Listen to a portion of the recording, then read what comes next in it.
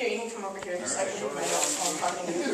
Okay, so there's this jug up here, and I'm getting ready to reach it and just master this climb. I'm like, oh yeah, I have spent myself on this wall. I'm tired. I'm going to make it to the top and show off my skills. And so I'm about to grab this jug. And if you haven't noticed, I'm a bit vertically challenged. The top of my head only reaches to barely 5'3". And so I jump for the jug, and I can't reach it. Bummer. So you can just stand here. Just hold the jug. You can just stand there for a minute. I need to give you some background information before I continue, so hang in tight. Alright, background information I need to tell you before I continue on my story. So I have been struggling to find a dream to pursue with my life. I still haven't gone to college. I've just kind of experienced different things with YWAM, messed around in the mountains a bit, and I really want badly to have something to just waste my life on, something awesome to do with my life. And I just felt really directionless about it. So part of the reason I even went to the wilderness this summer was to seek God for direction and something to pursue with my life. And last year, I had a dream while I was asleep. Now, in my dream, me and my two best friends are kayaking down this giant hallway filled with water. And all of a sudden, these two killer whales come up next to our boats, and my two best friends are like, oh, sweet, let's go play with the killer whales. And killer whales are really not my thing, so I kind of just sat in my kayak and took pictures, and I was like, that's great for you, but I'm going to stay here. And they're having a great time with these killer whales, right? But I look down the hall, and I see this giant blue whale just surface at the end of the hall in my dream. And I look at my friends, and I'm like, that's great that you guys love killer whales, but I like great blue whales, and I want to go play with that whale down there. So I woke up from my dream thinking that it really meant something significant. And I'm not big into dreams. I don't have them very often, especially ones that mean things. So I prayed about it, and I felt like this is what I got. In reality, my two best friends had found a dream and a calling and a passion to pursue.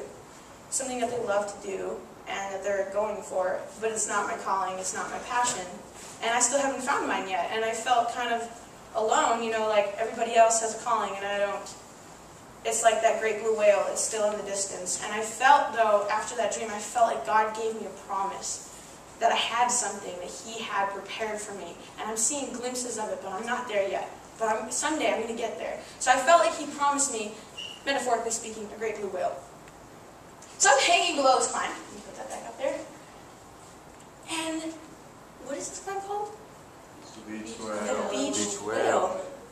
So all of a sudden God brings this dream back to my mind and it dawns on me, oh, this is a really big whale. And I can't reach it. I can't reach it. And so I kind of just hung there thinking to myself, what's going on? You can still... I mean, yeah, that's fine. So there were several other climbs that day that I gave up on at the top because they were too hard. But this climb, I wasn't going to give up on this one because it meant something to me. This climb represented a promise that I felt like God had given me. And so I determined myself to get to the top because I felt like if I failed at this climb, I would fail at life. That's how important this was to me. Like this promise I felt like God had given me. So I hung there completely discouraged. But I decided I was going to spend all the rest of my energy on it. So I jumped for it, and I screamed at it, and I banged into the wall. And I'm going to admit it, I did swear a little bit. But it didn't help. It didn't do anything. I just hung there, completely discouraged, thinking of all the reasons why I can't reach that jug. You're too short, you're not strong enough, you can't. And so me and God had a conversation. God, I'm like crying by this time. I'm like, God, I have climbed all this way, and I can't even get to the top. Like, do you want me to give up on this? And I felt like God said, well, how bad do you want it? And I was like, well, really bad? But do you want me to still go for it? And this is what I felt like His answer was. You can hang. Just when I was praying that, my instructor climbs up beside me. And he brings me water. And he's telling me all the reasons why he thinks I can finish this climb. And he encouraged me. And then he showed me where to put my feet and where to put my hands. And you can put it back up.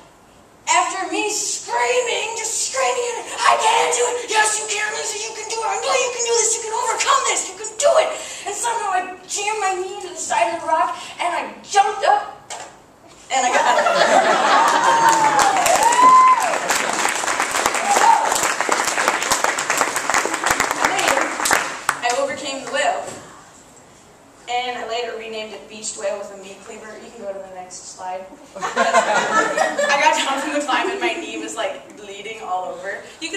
to see some of those scars from it.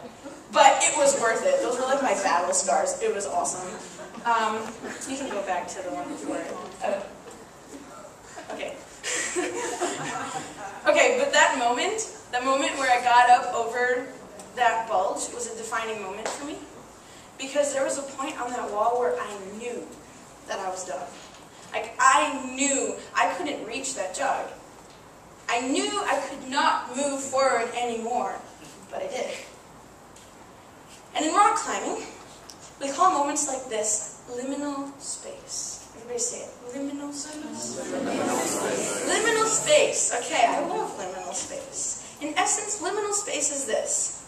You can't go back to where you were, but you're not quite where you want to be.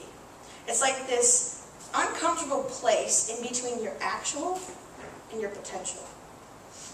It's like the point where your efforts are not enough anymore. It's those last few inches that you just can't reach.